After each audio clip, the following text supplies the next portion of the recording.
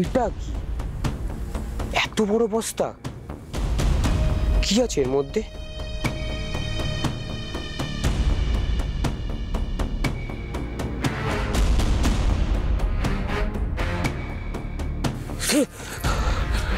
গৌরব দা,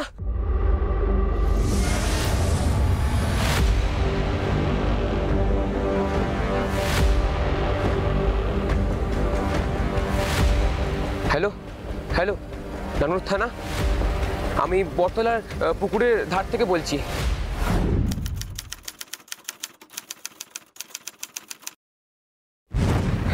আপনারা তাড়াতাড়ি আসুন, এখানে একটা বস্তা পাওয়া গেছে যার মধ্যে লাশ আছে।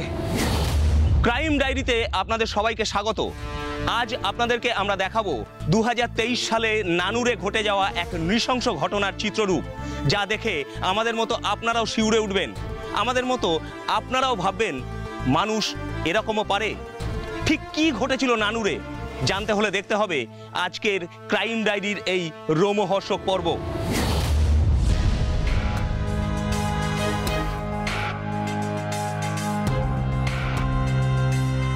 কোথায়?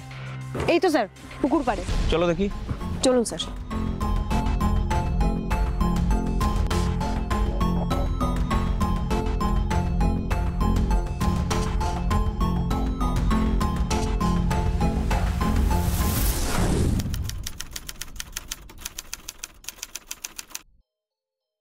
চাদরটা একটু সরাও তো সিজা।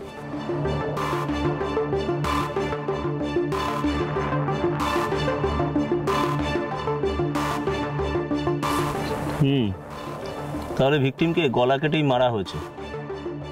হ্যাঁ স্যার, শুধু গলাতেই গভীর ক্ষত, শরীরের আর কোথাও কোনো ধরনের চোট বা আঘাতের ক্ষত বা কোনো চিহ্ন নেই। আচ্ছা, ওই বস্তাটা এখানে পড়ে আছে কেন? স্যার, ওই বস্তাতেই ভিকটিমের দেহটা ভরা ছিল। তাই না? হ্যাঁ স্যার, আমরা সুরতল করার সময় বডিটা বের করেছি। তার মানে কেউ বা কারা বস্তাবন্দি অবস্থায় দেহটা এখানে ফেলে রেখে গিয়েছিল? হ্যাঁ স্যার, আর সেটা করেছে কাল রাতে। তুমি কি করে জানলে যে কাল রাতে বস্তায় করে দেহটা এখানে ফেলে গেছে? কারণ খুনটা হয়েছে গতকাল সন্ধ্যায় অথবা রাতে। দেখুন, ভিকটিমের গলার ক্ষতের ব্লাড ক্লট করে গেছে, তাই আমি শিওর বস্তাটা কালকে সন্ধ্যে বা রাতে এখানে ফেলে দিয়ে গেছে। গলায় রক্তটা যখন শুকিয়ে গেছে তখন খুনটা গতকাল রাতেই হয়েছে। বাই দ্য ওয়ে, থানায় কে খবর দিয়েছিল? যে প্রথমে এই বডিটা এখানে পড়ে থাকতে দেখেছিল সেই আমাদের থানায় ফোন করেছিল, এবং সে জানে বডিটা কার। হ্যাঁ, কে সে? পল্টন বলে একটা ছেলে। কোথায় পল্টন? তাকে ডাকো একবার। ছিল। এই যে পল্টন, একবার এদিকে এসো। নমস্কার স্যার। হ্যাঁ নমস্কার। নমস্কার, তুমি পল্টন? হ্যাঁ স্যার, আমি পল্টন, পল্টন প্রামাণিক। তুমি বস্তাটা প্রথম এখানে পড়ে থাকতে দেখেছিলে? হ্যাঁ স্যার, আমি আসলে এখান দিয়ে যাচ্ছিলাম, তখনই বস্তাটা পড়ে থাকতে দেখেছিলাম। তা তুমি এত সকাল সকাল এখানে কি করতে এসেছিলে? আসলে স্যার, আমার বাড়ি জগন্নাথ কলোনিতে। আমি রোজই এখান দিয়ে যাই টিউশন পড়াতে, আজও যাচ্ছিলাম ছাত্র পড়াতে। তখনই পুকুরের ধারে বস্তাটা দেখতে পাই, তারপরে খুলে দেখি ওর ভেতর লাশ আছে। তখনই সঙ্গে সঙ্গে আপনাদেরকে ফোন করে জানাই। তাহলে তুমি প্রথম বস্তাটা খুলেছিলে, তাই তো? হ্যাঁ স্যার। আচ্ছা পল্টন, তুমি যখন বস্তাটা এখানে পড়ে থাকতে দেখেছিলে তখন বস্তার আশেপাশে কেউ ছিল? কই না তো। কেউ ছিল না? কেউ ছিল না স্যার। বুঝলাম।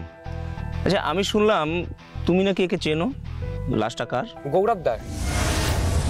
কে গৌরব? এখানকার বাজারে একটা বড় ঘড়ির দোকান আছে, গৌরব দা সেই দোকানেরই মালিক। তুমি শিওর? হ্যাঁ ম্যাডাম, আসলে গৌরবদার দোকান থেকেই আমি বেশ কয়েকবার ঘড়িতে ব্যাটারি লাগাই। আর গেল মাসে আমার দিদির বিবাহ বার্ষিকীতে দিদি আর জামাইবাবুকে আমি একটা বেশ দামি ভালো দেওয়াল ঘড়ি দিয়েছিলাম, সেটাও ওই গৌরবদার দোকান থেকেই কেনা হয়েছিল। তাই গৌরবদাকে আমি খুব ভালো করেই চিনি। বুঝলাম। তা তোমার এই গৌরবদার বাড়ি কোথায়? সম্ভবত তাল বাগানে। ওর বাড়িতে কে কে আছে সেটা তো বলতে পারবো না ম্যাডাম। ঠিক আছে, তুমি একটু দাঁড়াও, আমাদের কাজ শেষ হলে আমরা তোমার বয়ান রেকর্ড করব, তারপরে তুমি যেখানে ইচ্ছা যেতে পারো। কিন্তু স্যার, আমার তো টিউশন পড়ানো আছে, অনেকই দেরি হয়ে গেছে স্যার, যদি আমাকে একটু তাড়াতাড়ি ছেড়ে দিতেন। একদিন ছাত্রের বাড়ি দেরি করে গেলে মহাভারত অশুদ্ধ হয়ে যাবে না। তুমি এখানে দাঁড়িয়ে থাকো, আমরা তোমায় ডেকে নেব। তার মানে সৃজা, লাশটা হলো ঘড়ির দোকানের মালিক গৌরবের।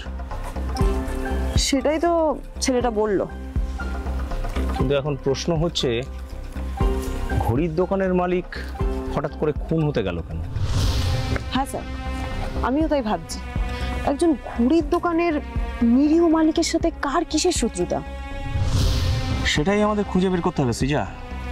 হ্যাঁ, কিন্তু তার আগে বলো তো যে লাশের আশেপাশে কিছু পাওয়া গেছে? না স্যার, কোনো কিছুই রিকভার হয়নি। কিচ্ছু পাওয়া যায়নি?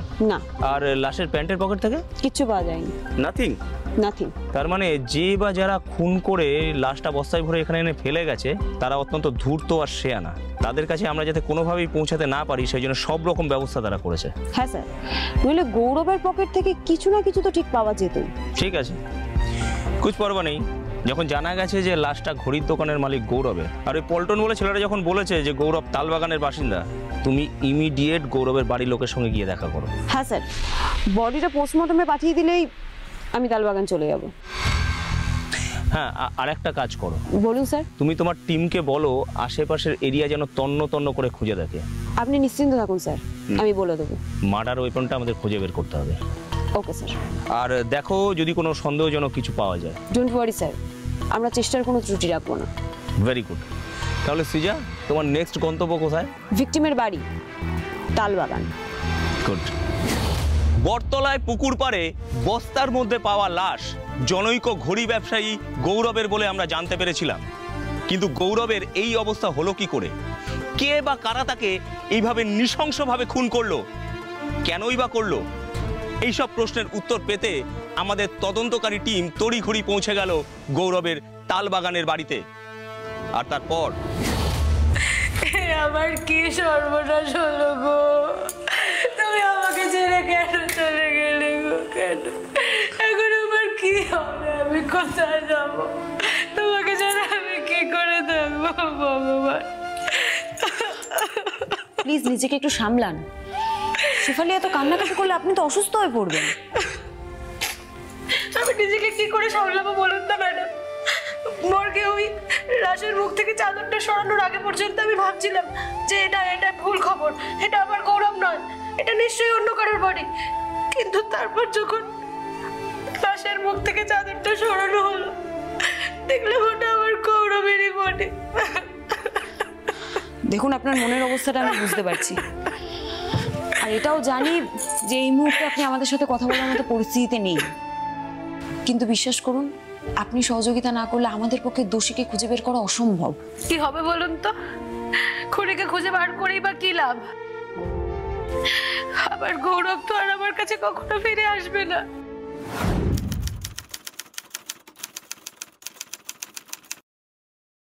না, উনি আর কোনোদিনও ফিরে আসবে না। কিন্তু যাদের জন্য আপনার এত বড় সর্বনাশ হয়ে গেছে, আপনি চান না তারা আইনের আওতায় আসুক, তারা শাস্তি পাক? হ্যাঁ ম্যাডাম, অবশ্যই চাই। তাহলে প্লিজ নিজেকে একটু সামলে আমার কতগুলো প্রশ্নের সঠিক উত্তর দিন। কি প্রশ্ন বলুন? আপনার স্বামীর পুরো নাম কি? গৌরব মণ্ডল। ওনার কি ঘড়ির দোকান ছিল? হ্যাঁ, বাজারে ওর একটা ঘড়ির দোকান ছিল, মডার্ন টাইমস। বিভিন্ন ধরনের ঘড়ির সেল অ্যান্ড সার্ভিসিং এর ব্যবসা ছিল। উনি দোকানটা কত বছর ধরে চালাচ্ছিলেন? দোকানটা আসলে আমার শ্বশুরমশাই খুলেছিলেন 1989 সালে। তারপর 2011 সালে আমার শ্বশুরমশাই গত হওয়ার পর থেকে গৌরবই দোকানটা চালাতো। তার মানে অনেক পুরনো দোকান। আচ্ছা, যাই হোক, বাড়িতে আর কাউকে দেখছি না, বাকিরা কোথায়? শ্বশুরমশাই তো আগেই গত হয়েছেন, আর আমার শাশুড়ি মা 1999 সালে ব্রেন স্ট্রোক করে মারা যান। আর গৌরব তো একমাত্র ছেলে আমার শ্বশুর শাশুড়ি, তাই আমি আর গৌরবই থাকতাম। আর তারপর তো গৌরবও চলে গেল। কেন, আপনাদের সন্তান হয়নি? না। আপনাদের কবে বিয়ে হয়েছে? 8 বছর আগে। লাভ ম্যারেজ নাকি দেখাশোনা করে? ঘটক দেখে সম্বন্ধ করেই বিয়ে হয়েছিল আমাদের। আপনার বাপের বাড়ি কোথায়? লাভপুরে, ওই এখান থেকে মেরে গেটে 8-10 কিলোমিটারের রাস্তা হবে। সেখানে এখন কে কে থাকেন? বাড়িটা তো এখন বন্ধই পড়ে থাকে। তার মানে আপনার বাপের বাড়ির দিকেও সেরকম কেউ নেই? না, আছে তো, দিদি আছে। সে কোথায় থাকে? আমার দিদিরও বিয়ে হয়েছে এই নানুরেই। ও আচ্ছা, বাই দ্য ওয়ে, আপনার সাথে আপনার স্বামীর কেমন সম্পর্ক ছিল? কি হলো, চুপ করে আছেন কেন? চুপ করে থাকলে কিন্তু চলবে না। ডাক্তার, উকিল আর পুলিশের কাছে কোনো কথা গোপন রাখতে নেই, তাহলে ক্ষতি নিজেরই হয়। না মানে বলুন, নির্ভয়ে বলুন। আসলে মানুষটা তো খারাপ ছিল না, ও খুব শান্তশিষ্ট স্বভাবের মানুষ ছিল, কিন্তু ও না খুব মদ খেত। আর মদ খেয়ে এসে রোজ রাতে প্রতি মাসে তুমি আমাকে মাত্র 8,000 টাকা দাও। ওই টাকায় না আজকালকার যুগে সংসার চালানো যায় না, কোনো মতে এদিক ওদিক করে আমি সংসারটা চালাই। আজকে মাসের 12 তারিখ হয়ে গেল, এখনো পর্যন্ত একটা কানা করিও তুমি আমাকে দাওনি। এইভাবে আমি আর সংসার চালাবো কি করে বলো তো? আরে বাবা, তোকে সালে কে মাথা দিব্যি দিয়েছে রে সালে সংসার চালাতে? হ্যাঁ, অদ্ভুত কথা। আমি সংসার চালাবো না তো কে চালাবে সংসারটা? আমার নেশা ফুরফুরে আছে বুঝলি, তো সব ফালতু কথা বলে না বাওয়াল করিস না, ঠিক আছে? একদম চুপচাপ স্যার।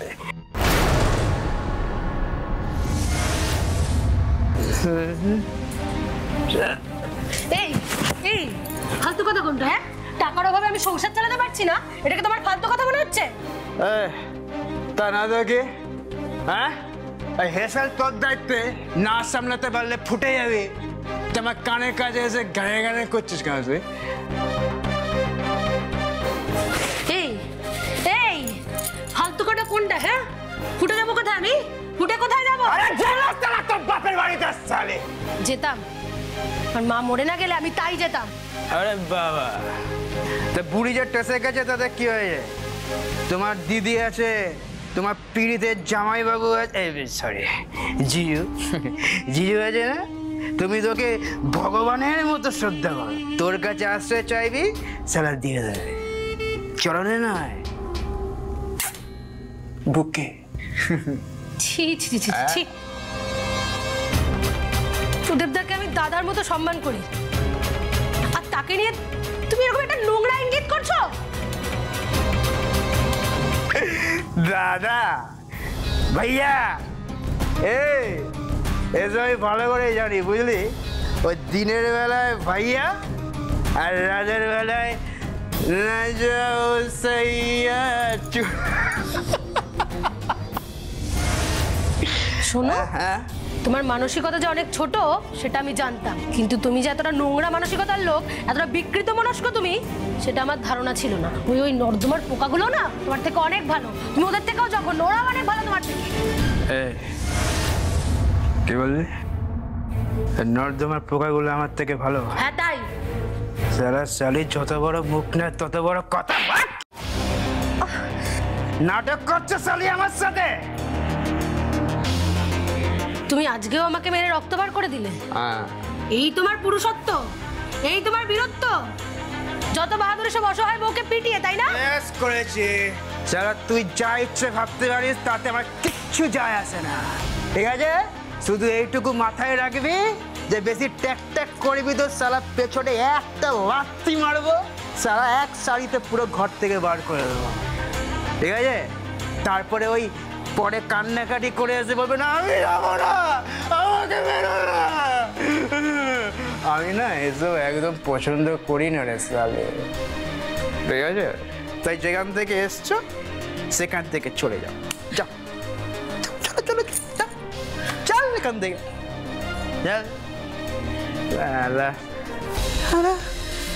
জীবন তো সালা হেল্প করে দিল। তার মানে আপনাদের মধ্যে প্রায় ঝগড়া অশান্তি হতো? তেমনটা নয়, আসলে মানুষটা তো খুব শান্তশিষ্ট ছিল, কিন্তু ওই সন্ধেবেলা করে মদ পেটে পড়লেই আর কি। তারপর না শান্তশিষ্ট মানুষটা কেমন যেন বদলে গিয়ে দানবের মতো হয়ে যেত, জানেন? উনি যখন সুস্থ থাকতেন তখন ওনাকে কখনো বুঝিয়ে বলার চেষ্টা করেননি? ওকে আবার বুঝিয়ে বলার চেষ্টা করিনি আমি, কত করেছি। এক কান দিয়ে শুনে এক কান দিয়ে বের করে দিত, রাত হলে আবার জেকে সেই। ইদানিং তো আবার শুরু করেছিল নতুন একটা খেলা। নতুন খেলা বলতে? 3 মাস আগে একদিন রাতে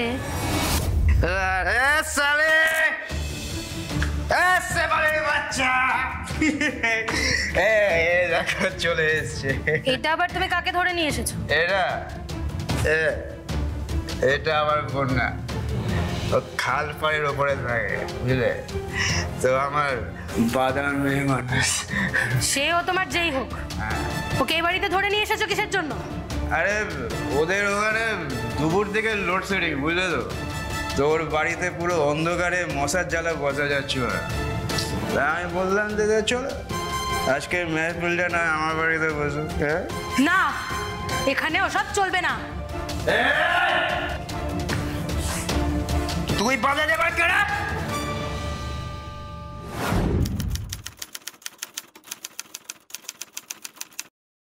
তোর বাপের সম্পত্তি না, তোর পিতৃদেবের সম্পত্তি, নাকি তোর পীড়িতের জামাই বাবুর জাগির? সে আমার যাই হোক, এই বাড়িতে এই সমস্ত নোংরামি চলবে না।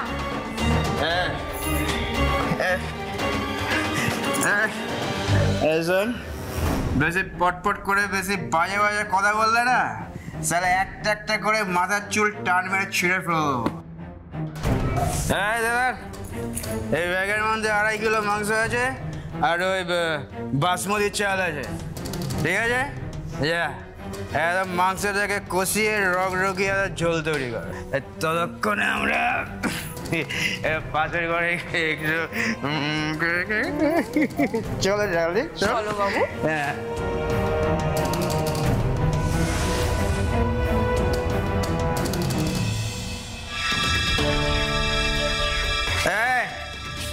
রান্না করেছি, খিদে পেয়ে যায়। না, রান্না হয়নি আর হবেও না।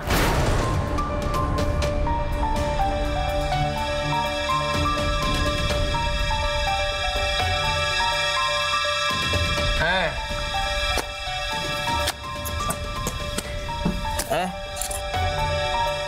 তুই রাঁধবি না কেন? আমি রান্না করব না। কেন করবি না? বড় একটা বাইরের মেয়ে ছেলে নিয়ে এসে ঘরের দরজা বন্ধ করে নোংরামি করবে আর বউ তাদের জন্য রান্না করে মরবে নাকি? হ্যাঁ, রান্না করে মরতে হবে, এটা আমার হুকুম চলে। এই শোনো, তুমি আমার স্বামী, মালিক নয়। হ্যাঁ, তাই দয়া করে আমার ওপর হুকুম চালাতে এসো না। বেশি পরে করে বেশি বড় বড় কথা বলছিস তো স্যার। আর না স্যার, আজকে মুডটা খুব ভালো হয়েছে বুঝলি, এই বন্যার জন্য। না তো স্যার পিটিয়ে না তোকে পুরো লম্বা বানিয়ে দিলাম।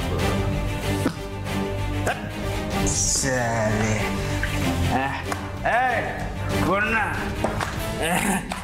আজকে চলো, আজ তোমার বাড়ি থেকে মেহফিল করবো।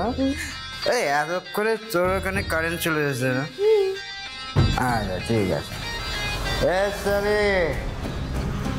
কারোর জন্য কিছু আটকে দেয় না, এটা মাথায় রাখবি। চলো চলো বাবু, চলো রান্নাও করে দেবো, তোমার গা হাত পাও দিতে। এই তো আমার বোন। তারপর অবশ্য ওই বন্যা বলে মেয়েটাকে কোনোদিন আর বাড়িতে আনেনি, কিন্তু আমি ভালোই বুঝতে পারতাম ও প্রায়ই ওই বন্যার বাড়িতে যায়। ইদানিং তো আবার কোনো দিন রাতে বাড়িতেও ফিরতো না। আচ্ছা, এই বন্যা বলে মহিলাটি কোথায় থাকে যেন বললেন? খালপাড়ে। আচ্ছা, আপনার স্বামীর কি কোনো শত্রু ছিল? শত্রু? হ্যাঁ, এমন কেউ যার আপনার স্বামীর প্রতি আক্রোশ ছিল? স্বামীর প্রতি আক্রোশ ছিল এরকম কেউ আছে বলে তো আমার জানা নেই, কিন্তু কি আমার কি মনে হয় জানেন, আমার মনে হয় ওই বন্যা বলে মেয়েটাই আমার স্বামীকে খুন করেছে। আপনার এরকম সন্দেহ হচ্ছে কেন? কারণ আমার স্বামী ওই বন্যাকে প্রতি মাসে মোটা টাকা দিত, গয়নাগাটিও দিত বলেই আমার সন্দেহ। আর হয়তো ওদের মধ্যে ওই টাকা পয়সা নিয়েই কিছু গন্ডগোল হয়েছিল, ঝামেলাঝাটি হয়েছিল, তাই জন্যই বোধহয় ওই বন্যা আমার স্বামীকে খুন করে দিয়েছে। সেটা হলেও হতে পারে, কিন্তু সেখানে আর একটা প্রশ্ন থেকে যাচ্ছে। কি প্রশ্ন? বলছি, আগে বলুন, আপনার স্বামী কাল রাতে বাড়ি ফিরেছিল? না। আপনার স্বামী কাল রাতে বাড়ি ফেরেনি? না, ফেরেনি। তাহলে? আসলে ওই রাত্রিবেলা 9টার সময় দোকানের শাটার বন্ধ করতো, তারপর ওই 9:15 থেকে 9:30 মধ্যেও বাড়ি চলে আসতো, কিন্তু কাল রাতেও বাড়ি ফেরেনি। আপনি ওকে ফোন করেননি? হ্যাঁ, ফোন করেছিলাম তো, আমি ওকে 3 বার ফোন করেছিলাম, কিন্তু একবারও ফোন ধরেনি, ফোনটা রিং হয়ে কেটে গেছিল। 4র্থবার যখন ফোন করলাম তখন ওর ফোনটা সুইচ অফ ছিল। ওকে খুঁজতে পেরেননি আপনি? না। কেন? অত রাতে আমি কি করে বাড়ি থেকে বেরিয়ে একা ওর খোঁজ করতাম ম্যাডাম? নিতেন পক্ষে আপনি তো আপনার দিদি জামাইবাবুকে একবার ফোন করতে পারতেন, নাকি সেটাও করেননি? আসলে অত রাতে আমি দিদি জামাইবাবুকে ফোন করে আর বিরক্ত করতে চাইনি। বুঝলাম। তাহলে আপনার সন্দেহ কাজটা ওই বন্যাই করেছে? আমার পুরোপুরি এটাই মনে হয় জানেন তো, যে আমার স্বামীকে ওই বন্যাই খুন করেছে, এছাড়া আর কেউ এরকম কাজ করতে পারে না। আচ্ছা, আমি তাহলে আজকে আসি, কোনো আপডেট থাকলে আপনাকে জানাবো।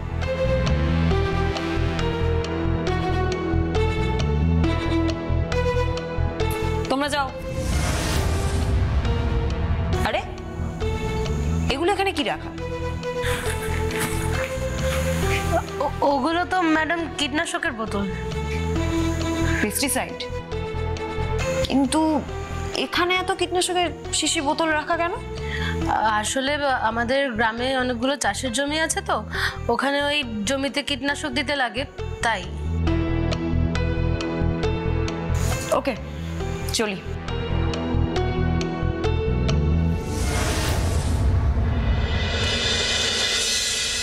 আমাকে কি পাগল কুকুরে কামড়েছে, না সুখে থাকতে ভূতে কিলিয়েছে যে আমি গৌরব বাবুর মতো এরকম লক্ষ্মী কাস্টমারকে খুন করে বসে থাকবো?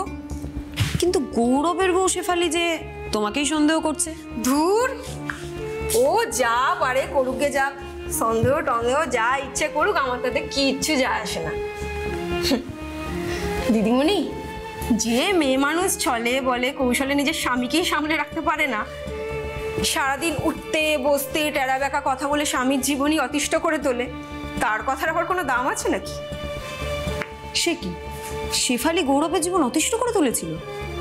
তা নয়তো কি, ঘরের বউয়ের কাছ থেকে শারীরিক সুখ, মানসিক সুখ এইসব পেলে কি কোনো কোনো বেটা ছেলে ঘরের বউকে ছেড়ে আমার মতো বাজারি মেয়ে মানুষের কাছে আসে দিদি বলি? তার মানে তুমি বলতে চাও যাবতীয় দোষ গৌরবের নয়, ওর বউ শেফালিরই? আমার তো তাই মনে হয়, আমার এখনো মনে আছে এই তো সেদিনের কথা। আমি না একটা কথা কিছুতেই বুঝতে পারছি না বাবু। তো কি আবার বুঝতে পারছো না? তুমি এই এত অশান্তি সহ্য করে শেফালির সাথে কেন ঘর করছো বলো তো? আরে বাবা, উপায় কি বলো? কেন? তুমি তো চাইলে ওকে এক্ষুনি ডিভোর্স দিয়ে দিতে পারো। আরে বাবা, আমি যে সেই কথা ভাবিনি, তুমি এটা জানলে কি করে? ভেবেছিলে বুঝি? সবসময় ভাবে, আমার ওই চিন্তাটা সবসময় মাথায় ঘুরতে থাকে। ভেবে কোনো লাভ হয় না গো বাবু, কাজে করে দেখাতে হয়। এই যে আমাকেই দেখো, আমার বর যখন মরলো সবাই বলল আরে মেয়েটা এবার না খেতে পেয়ে মরে যাবে, কিন্তু আমি তখন আমার এখন কি হবে গো এইসব না ভেবে সিধা লাইনে নেমে পড়েছি, 1 মাসের মধ্যে কোনো সময় নষ্ট করিনি। আরে সবাই আর তোমার মতো নয় বন্যা, যে তোমার মতো চটপট সিদ্ধান্ত নিয়ে নেবে। হ্যাঁ সেটা অবশ্য ঠিক, তাও আমি বলছি কি, তুমি একবার ডিভোর্সের কথাটা বলেই দেখো না। আরে বাবা, একদিন বলেছিলাম। হ্যাঁ বলেছিলে? সত্যি বলেছিলে? তা শুনেও কি বলেছিল? বলেছিল আমি তো তোমাকে এত সহজে মুক্তি দেব না গৌরব। কে? ডিভোর্স আমি তোমাকে কিছুতেই দেব না, মরে গেলেও না। কারণ ছাড়াছাড়ি হয়ে গেলেই তো তুমি ওই খালপাড়ের নোংরা মেয়ে ছেলেটাকে নিয়ে এনে ঘরে তুলবে। ডিভোর্সের পর কে কি করবে সেটা তার নিজের ব্যক্তিগত ব্যাপার, তুইও তো মাথা ঘামাচ্ছিস কেন? এই শোনো, আমি না তোমার কেনার দাসীবাদী নই, হ্যাঁ? যে আমি কি ভাববো না সেটাও তুমি ঠিক করে দেবে। বাবা, এত চ্যাটাং করে বড় বড় কথা বলছো, তুই একটু আমার সাথে মানিয়ে গুছিয়ে চলতে পারো না? তোমার সাথে মানিয়ে গুছিয়ে চলা মানে তো তোমার ওই নোংরামিগুলোকে চোখ বুজে সহ্য করে নেওয়া, সেটা না আমি পারবো না। তুমি সালা কিছুই পারবে না। আপাতত তুমি শুধু এইটুকু জেনে রাখো যে তোমাকে ডিভোর্স আমি দিচ্ছি না। আর রইলো বাকি অন্য কিছুর কথা, আমি কি করব না সেটা তো তুমি পরেই জানতে পারবে। পরে আসবি, এখন যা।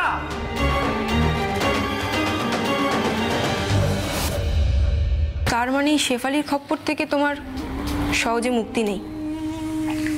সেটাই তো দেখছি। তাহলে এখন কি করবে?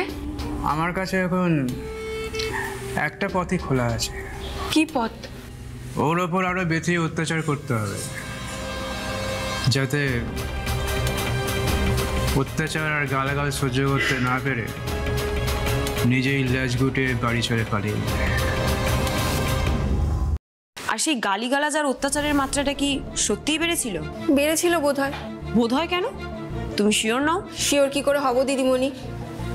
গৌরববাবু আমার কাছে এসে বাড়ির কথা বেশি বলতো না, আর তাছাড়া ওদের চার দেওয়ালের মধ্যে কি হচ্ছে না হচ্ছে সেটা আমি ঘরে বসে কি করে বলবো বলুন?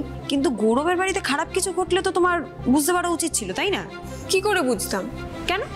গৌরবের বডি ল্যাঙ্গুয়েজ দেখে? হ্যাঁ, কি দেখবো? ও দিদিমণি, আমাকে একটু বাংলায় বলুন না, আমি না আসলে অত ইংরেজি টিংরেজি বুঝতে পারি না। আরে বাবা, আমি বলছি গৌরবের হাব ভাব দেখে তো বুঝতে পারাই যেত। ও হাব ভাব, সেটা আগে বলবেন তো। না দিদিমণি, আমি না সেটা দেখেও কিছু বুঝতে পারিনি। তা সেদিন রাতে, মানে যেদিন রাতে গৌরব খুন হলো, সেদিন রাতে তুমি কোথায় ছিলে? আমি আবার কোথায় থাকবো? বাড়িতেই ছিলাম। তুমি যে সেদিন রাতে বাড়িতেই ছিলে তার প্রমাণ কি? রাজু গোস্বামী, রাজু গোস্বামী নামের একটা লোক আছে, পানের গুমটি চালায়, ওই গৌরববাবুদের পাড়াতেই থাকে। সেদিন রাতেও আমার ঘরেই ছিল। আমার কথা বিশ্বাস না হলে আপনি ওকে গিয়ে জিজ্ঞাসা করে নিন। সৃজা, তাহলে ভিকটিম গৌরব মণ্ডলের রক্ষিতা খালপাড়ের বন্যার অ্যালিবাই আছে? হ্যাঁ স্যার, আছে। কিন্তু ও যে সত্যি কথা বলছে তার গ্যারান্টি কি?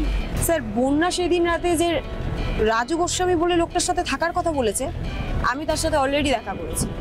তাই নাকি? হ্যাঁ স্যার, আর লোকটা আমায় বলেছে।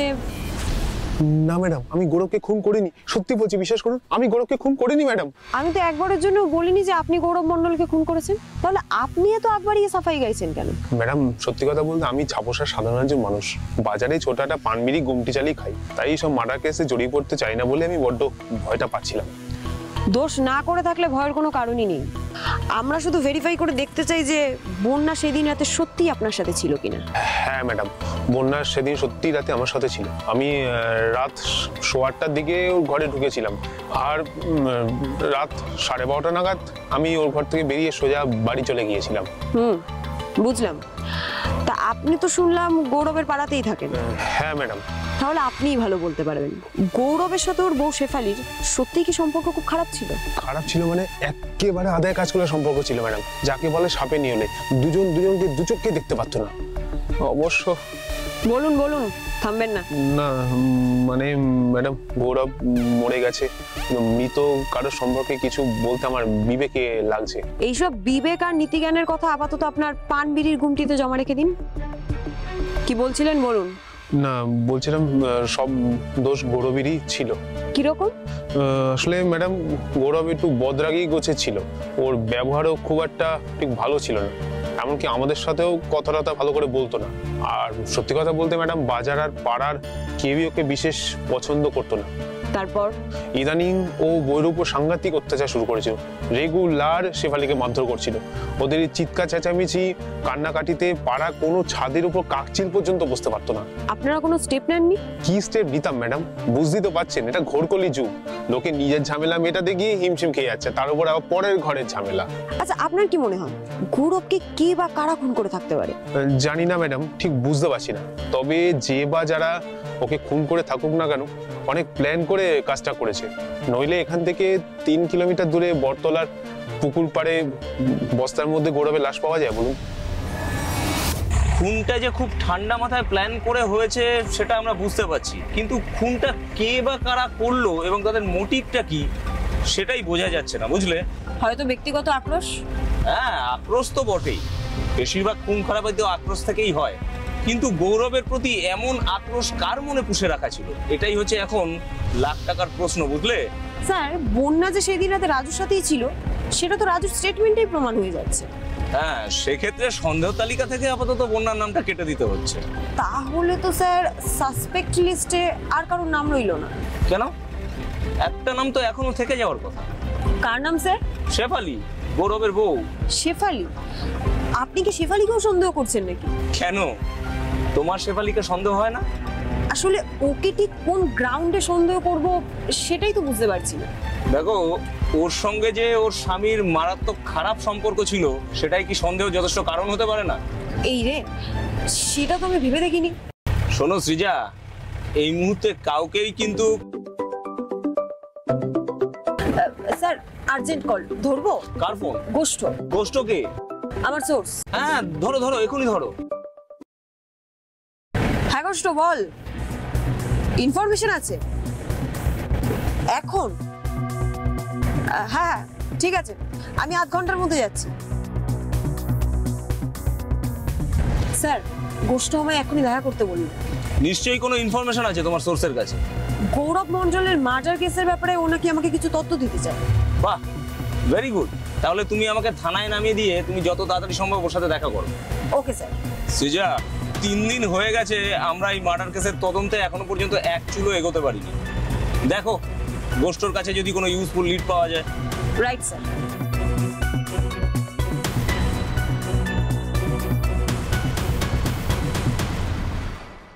এসে গেছি রে গোষ্ঠ। এসে গেছেন? ভাগ্যিস এলেন। যা দেখেছি না সেটা পেটে চেপে রাখতে রাখতে একদম আমার পেট পুরো ফুলে ঢোল হয়ে গেছে। তার উপর মুড়ি খাচ্ছি। মুড়ি খাবেন? সে তো দেখতেই পাচ্ছি, না লাগবে না।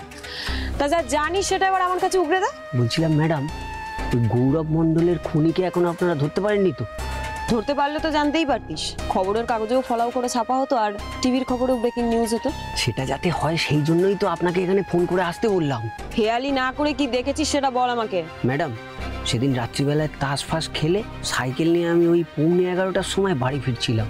বলে যা। হঠাৎ ওই পুকুরের কাছটায় যেতেই দেখি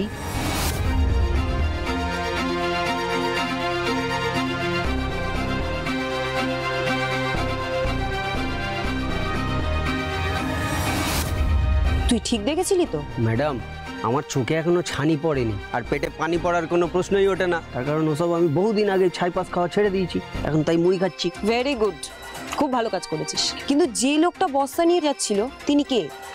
তাকে তুই চিনিস?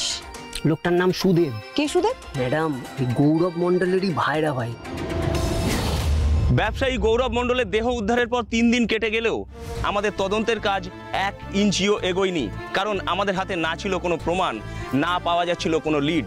সেই সময় আমাদের তদন্তকারী অফিসার সোর্স মারফত পায় একটা গুরুত্বপূর্ণ তথ্য, আর সেই সঙ্গে আমাদের হাতে এসে পৌঁছায় ফরেন্সিক রিপোর্ট আর গৌরবের মোবাইল ডিটেল, আর তাতেই আমাদের তদন্তের মোড় ঘুরে যায়। সুদেব, তার মানে তোমার ইনফরমারের কথা অনুযায়ী আমাদের ভিকটিম গৌরব মণ্ডলের ভাইরা ভাই? হ্যাঁ স্যার, পুরো নাম সুদেব বর্মন। আমি গোষ্ঠর কাছ থেকে কনফার্মেশন পাওয়ার পর ওই এলাকাটায় ঘুরে ঘুরে খুব ভালো করে খোঁজ খবর নিয়েছি। তা তুমি খোঁজ খবর নিয়ে কি দেখলে? সুদেব এই তল্লাটে টোটো চালায়, মিলন বাজারে একটা ঘর ভাড়া নিয়ে বউ আর একটা ছোট্ট 10 বছরের বাচ্চাকে নিয়ে থাকে ওখানে। Carry on. এবারে গৌরব মণ্ডলের পোস্টমর্টম রিপোর্টে লিখেছে, একটু শুনুন। শোনাও। রিপোর্টে লিখেছে যে কোনো ধারালো অস্ত্র দিয়ে গৌরবের গলার জুগলার ভেইন কেটে দেওয়া হয়েছে, কিন্তু কিন্তু কিন্তু গৌরবের মৃত্যু গলার নলি কেটে দেওয়ার ফলে হয়নি। তাহলে কি করে হয়েছে? রিপোর্টে লিখেছে যে ওর মৃত্যু হয়েছে আসলে বিষক্রিয়ায়, মৃত্যুর পরে ওর গলার নলি কেটে দেওয়া হয়েছে। তারপর? এদিকে গৌরবের বউ শেফালি সেদিন আমাকে বলেছিল আসলে ও ওই রাত্রিবেলা 9টার সময় দোকানের শাটার বন্ধ করতো, তারপর ওই 9:15 থেকে 9:30টার মধ্যেও বাড়ি চলে আসতো, কিন্তু কাল রাতেও বাড়ি ফেরেনি। এবার চিন্তা করে দেখুন স্যার, গৌরব যদি দোকান বন্ধ করে রাতের বেলায় ফেরার পথে হামলার শিকার হতো, তাহলে তো ও শুধু গলার নলিটাই কেটে দিত, ওর তো শরীরে বিষ পাওয়া যেত না।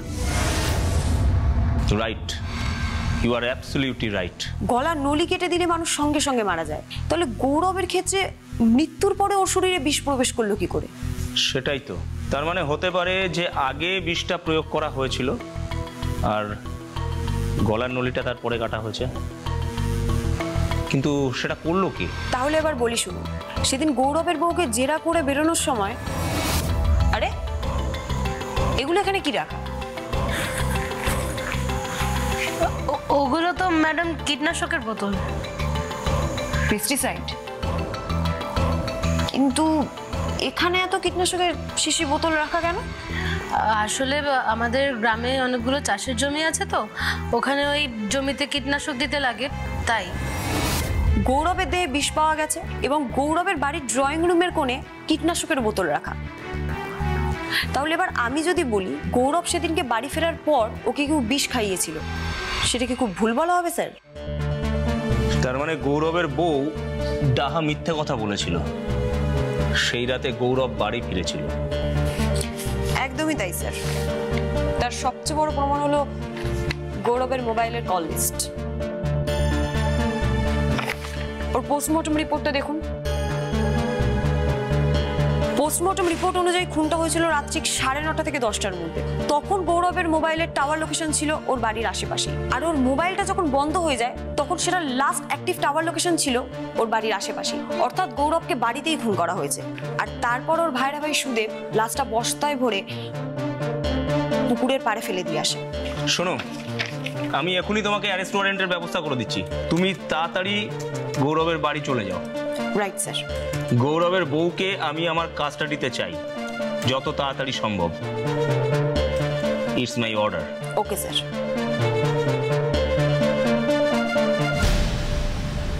নিয়ে আসো।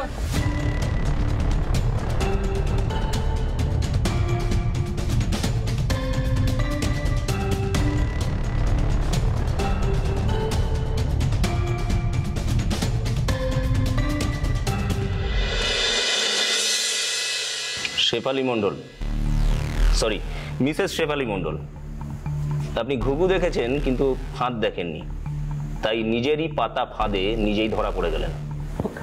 আপনি কি বলছেন আমি তো কিছুই বুঝতে পারছি না। কিন্তু আমরা বেশ ভালো করেই বুঝতে পারছি যে ধরা পড়ে গিয়ে তুই নার্ভাস হয়ে গেছিস, কল কল করে ঘামছিস, বারবার ঢোক গিলছিস, আর তোর হাত পা কাঁপছে। মোটেই না, আমি ঠিকই আছি। যখন ঠিক আছেন তাহলে আশা করবো আমাদের সত্যিটা বলবেন। কোন কোন কোন সত্যি? সেই দিন রাতে গৌরব বাড়ি ফিরেছিল? না, আমি তো সেদিনই বললাম ফেরেনি।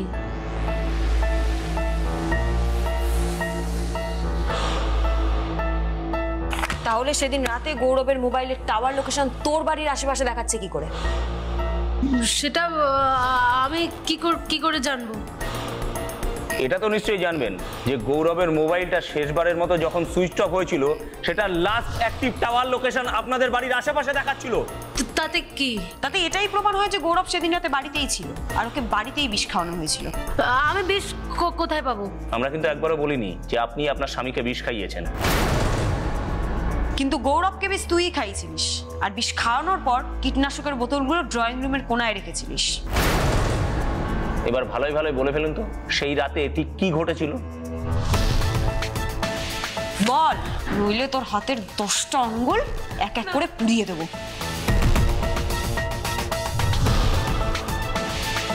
না না না না না না না না, আমি বলছি আমি বলছি। বল, তাতে তোরই মঙ্গল হবে। ও আমাকে ডিভোর্স দিতে চেয়েছিল, কিন্তু আমাকে ডিভোর্স দিলে আমাকে রাস্তায় গিয়ে দাঁড়াতে হতো। তাই জন্য আমার জামাইবাবু সুদেবদা আমাকে বলেছিল। আর না বলিস না শেফালি, ডিভোর্স খেয়ে রাস্তায় দাঁড়ানোর চেয়ে বিধবা হয়ে এ বাড়িতে রানীর মতো বেঁচে থাকা অনেক ভালো। কিন্তু জামাইবাবু, ভেবে দেখ একবার, গৌরবের এই বাড়ি, দোকান, ব্যাংকের টাকা পয়সা সবই তো তোর হবে।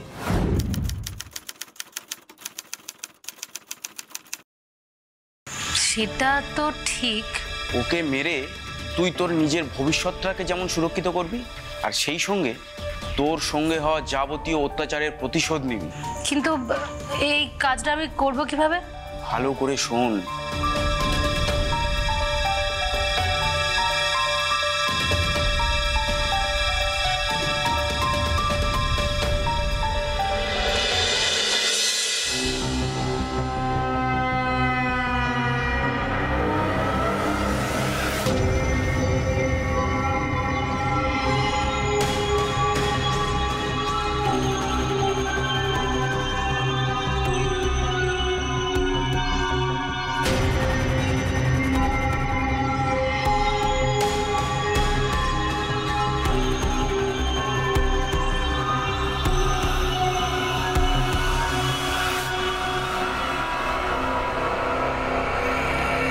গরম গরম মাছ ভাজা, লাভলি।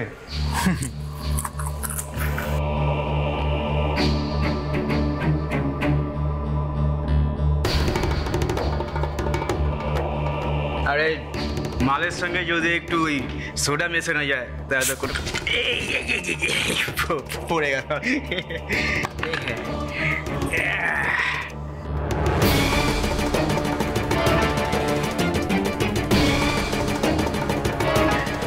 দারুণ আয়োজন করে রেখেছো তুমি মায়ের।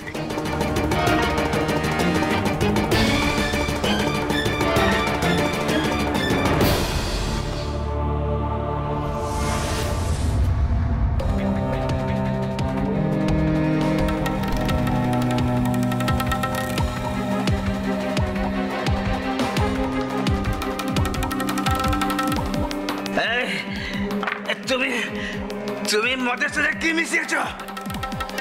কি মিশিয়েছে মদের সাথে?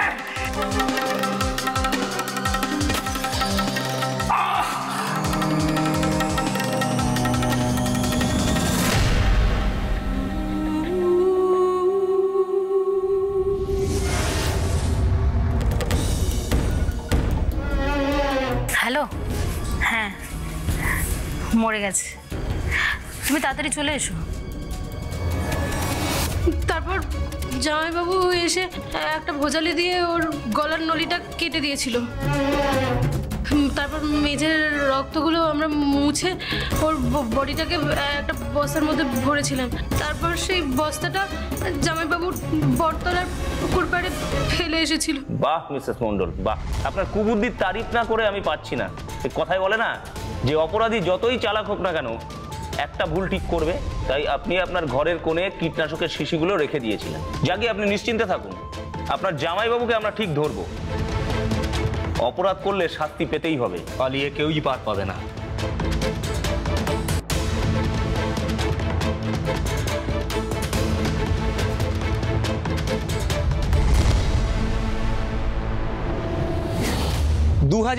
সালে নানুরে ঘটে যাওয়া এই নৃশংস হত্যাকাণ্ডের রায় সম্প্রতি ঘোষিত হয়েছে। বীরভূমের মহামান্য জেলা আদালতের আদেশে শেফালির ফাঁসি আর সুদেবের যাবজ্জীবন কারাদণ্ডের সাজা হয়েছে। আমরা এই রায়কে হৃদয় থেকে স্বাগত জানাই, কারণ এমন কঠোর সাজা হলে তবেই ঘাড়ের কাছে নিঃশ্বাস ফেলতে থাকা অপরাধীরা সতর্ক হবে, সাবধান হবে। সাবধান হন আপনিও, সাবধান হও বাংলা।